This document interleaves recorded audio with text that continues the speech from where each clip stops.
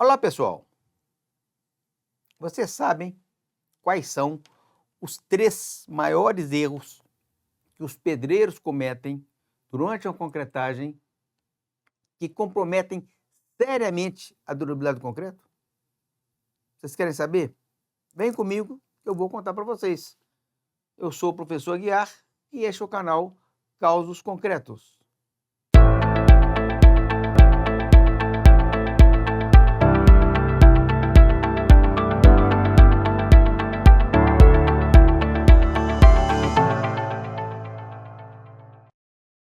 Bendito seja o alemão que inventou a cerveja. Isso é uma parte de uma música de um músico brasileiro que chama-se Benito de Paula, que fez um sucesso absurdo na Alemanha há muitos anos. Ele vem fazendo sucesso.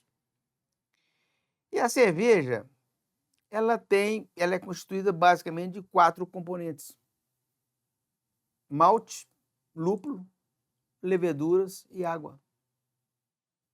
Devidamente misturados, devidamente fermentados, se transforma nessa maravilha de bebida. E para garantir a qualidade desse produto, na Alemanha tem 2 universidades da cerveja: Munique, Berlim, e que formam mestres cervejeiros. E o nosso concreto?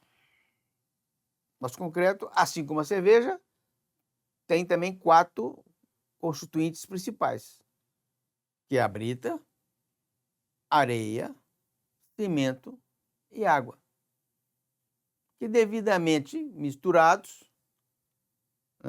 lançados numa forma, se transformam num sólido. Mas diferente da cerveja, que é um produto que nós podemos considerar como efêmero, você bota a cerveja num copo e bebe, 2 minutos ela terminou, o nosso concreto não.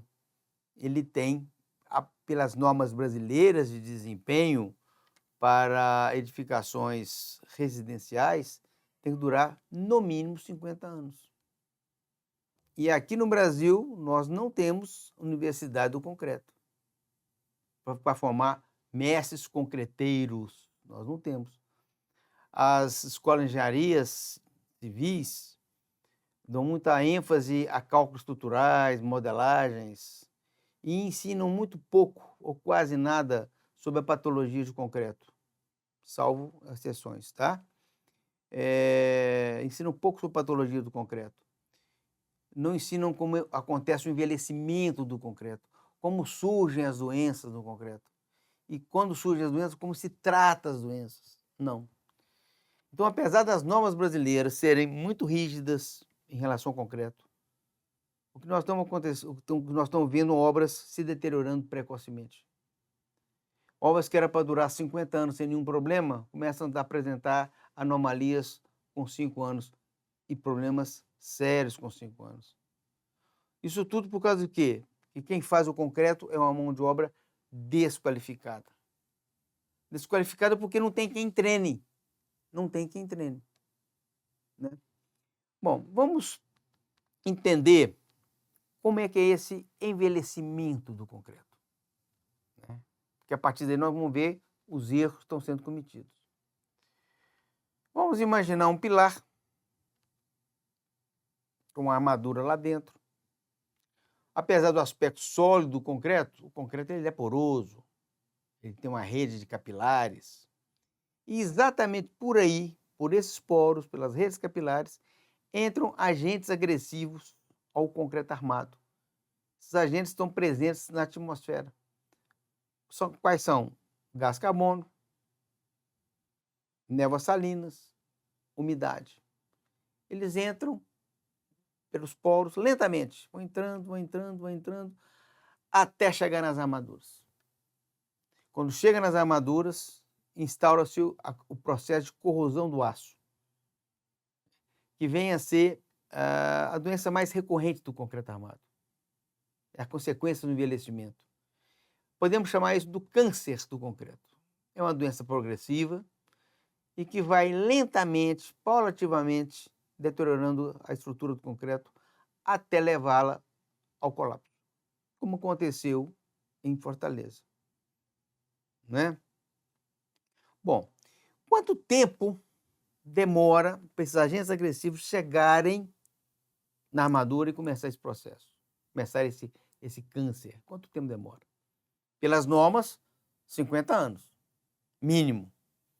Então você veja bem, quando fala assim, a norma fala que a estrutura tem que durar no mínimo 50 anos, não é que ela vai cair com 50 anos. Não, absolutamente. É 50 anos sem dar nenhum problema sério. 50 anos sem dar nenhum problema sério, né? Então, essa camada que está na frente da armadura é que é a barreira para a entrada desses agentes agressivos, né? O tempo que ela vai demorar para chegar lá depende da qualidade dessa camada. Quanto mais compacta ela for, mais os agentes agressivos terão dificuldade de entrar. E ela tem que ser a mais larga possível, mais espessa possível, para demorar mais tempo. Então, esse tempo de chegar lá está relacionado com a qualidade do concreto em si e a espessura dessa camada de cobrimento. São esses dois fatores que determinam o tempo que vai chegar lá. Vamos estudar um pouco mais essa camada. Vamos pegar um pedacinho desse concreto, levar no microscópio. Vocês estão observando o lado esquerdo, esse lado mais escuro é a brita.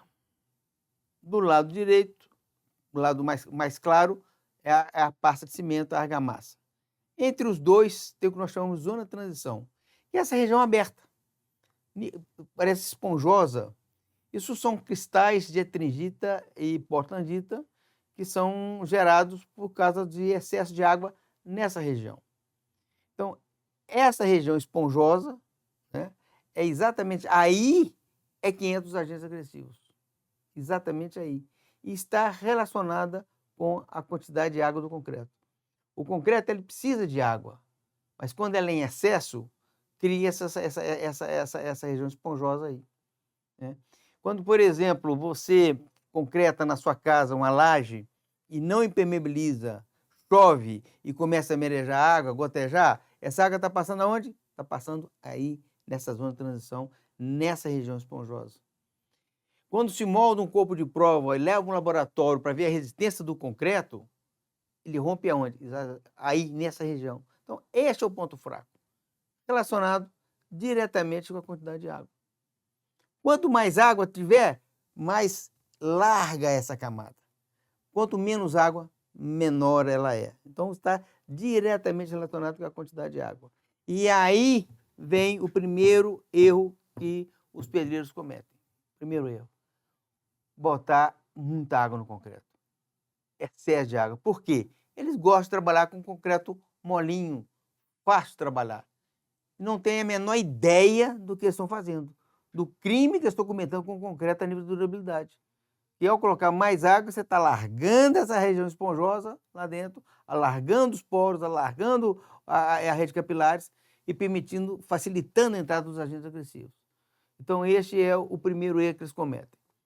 Nas obras de menor porte, de obras de menor relevância, o concreto é rodado numa betoneira e o material é dosado em volume. Normalmente eles usam, tipo assim, um saco de cimento para 3 padiolas de areia, 6 padiolas de brita, né? E esse traço que eles usam, a quantidade de água não é bem definida. E aí eles abusam da água. Em obras de melhor porte, de obras mais importantes, já se usa caminhões betoneira. Aí a qualidade já melhora. Porque todos os materiais são dosados em peso, inclusive a água, né? Então, quando chega o caminhão betoneira, a qualidade do concreto que chega é muito melhor. Mas, mesmo assim, os pedreiros pedem para os motoristas adicionarem mais água para deixar o concreto mais molinho. Os motoristas não podem ceder, não podem fazer isso para que não comprometa a qualidade do concreto. Mas mesmo assim pedem, né? Então, esse é o maior, assim, acho que é o maior erro que a gente observa atualmente. baixa durabilidade, porque o concreto teve excesso de água. Qual o segundo erro? O segundo erro relacionado a isso são as falhas de concretagem. O concreto não é bem lançado, bem vibrado, e surge o que nós chamamos de bichocas, brocas, bicheiras, são os nomes mais populares, que são esses vazios no concreto, né? Esses vazios permitem a entrada livre dos agentes agressivos, né? É como se estivesse asfaltando a entrada para eles. Então, quando essas falhas acontecerem, elas têm que ser corrigidas, né, para poder reconstituir essa proteção das armaduras. Esse é um erro muito comum que a gente observa. E, finalmente, o terceiro erro é a deficiência da camada de cobrimento das armaduras. A norma especifica que os cobrimentos devem variar entre 2 e 5 centímetros em função do meio ambiente onde está inserida a obra. Então, varia de 2 a 5 centímetros. Mas o que se observa muito, os pedreiros não se atentam à importância disso. Então, eles deixam as armaduras descentralizadas na forma. Deixam a armadura mais perto de um lado do que do outro. Então, você tem um lugar mais espesso e o outro mais estreito. E os agentes agressivos não estão nem aí, eles vão entrar por todos os lados. Então, obviamente, o câncer vai começar onde? Vai começar onde está mais estreito, porque os agentes agressivos chegam lá primeiro. Então, isso observa-se muito. Então, para evitar isso, né, eles têm que colocar o que nós chamamos de espaçadores. Tem espaçadores plásticos, espaçadores de concreto, que eles já vêm exatamente com o cobrimento de norma. Então, ele colocando isso, quando se coloca a forma e a armadura com espaçadores, a armadura fica bem centralizada, as armaduras ficam bem centralizadas e evitam você ter alguma deficiência. Então, esses são os 3 erros que a gente mais observa, né? E que, de fato, comprometem a durabilidade. Nós estamos enfrentando muito problema hoje de deterioração precoce, né? Os pedreiros fazem isso de má fé? Absolutamente não. Claro que não. É falta de treinamento mesmo, falta de conhecimento. E o engenheiro, em cima dele, não tem. Precisava ter, porque o engenheiro tem o desconhecimento, né? Então, precisava dos engenheiros, arquitetos, proprietários de empresa, né, procurar os cursos de especialização, que tem alguns no Brasil, entenderem, tem muita bibliografia, entenderem como é que é o envelhecimento do concreto, entenderem quais são as doenças, né, para poder transmitir para quem de fato faz o concreto. Não adianta só o engenheiro souber se isso não chegar em quem lança o concreto, em quem vibra o concreto, né? E nós estamos muito preocupados, porque nós temos feito muito levantamento de obras e a mão de obra está muito ruim. As obras estão vindo com falhas muito grandes. E pode ter muito problema judicial, né? Em função do que a norma pede e do que de fato está sendo entregue. Muito obrigado. Até o próximo caso.